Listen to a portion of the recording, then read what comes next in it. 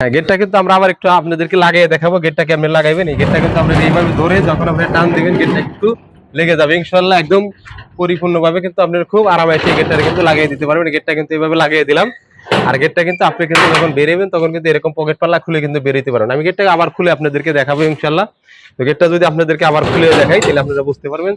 এই যে গেটটা খেলে আপনি এইভাবে টান দিবেন, একটা হাত দিয়ে টান দিবেন, গেটটা কিন্তু চলে যাবে। গেটটা কিন্তু চলে গেল। এখন কিন্তু পুরা জায়গাটা কিন্তু ওপেন হয়ে গেল। পুরা জায়গাটা ওপেন হলে কিন্তু আপনি বাড়ির ভিতরে কিন্তু গাড়ি ঢুকাইতে পারবেন। গাড়ি ঢুকাইতে আর কোনো অসুবিধা হবে না। আবার যখন আপনার এক পাল্লা খুলতে হয় তখন এক পাল্লা খুলবেন, যখন দুই পাল্লা খোলার প্রয়োজন হয় তখন কিন্তু আপনি দুই পাল্লা খুলবেন। আপনাদেরকে এখন আমি গেটের পিছনের অংশটা দেখাবো। পিছনের অংশটার ভিতরে আমরা প্লেট দিয়েছি, কত নিখুঁত ফিনিশিং দিয়েছি সেটা আপনাদেরকে দেখাবো। আর আমি কিন্তু এখন গেটটা একটু লাগিয়ে দেবো ইনশাল্লাহ। গেটটা কিন্তু লাগিয়ে দিলাম। গেটটা লাগিয়ে দেওয়ার পরে দেখবেন আমি পিছনের অংশটা কত নিখুঁত ফিনিশিং হয়েছে। এটা কিন্তু গেটের পিছনের অংশ। তো পিছন থেকে মনে হইতেছে যে এখানে কোনো ডিজাইন নাই, কিন্তু ডিজাইন না থাকলে কিন্তু প্লেটটা কিন্তু একদম নিখুঁত, একদম নিখুঁত প্লেটের ভিতরে কিন্তু আমরা পুডিং করার পরে কিন্তু গইসা তারপরে কিন্তু স্টিল আস্তর মারার পরে কিন্তু আমরা এটা ডকুমেন্ট করেছি।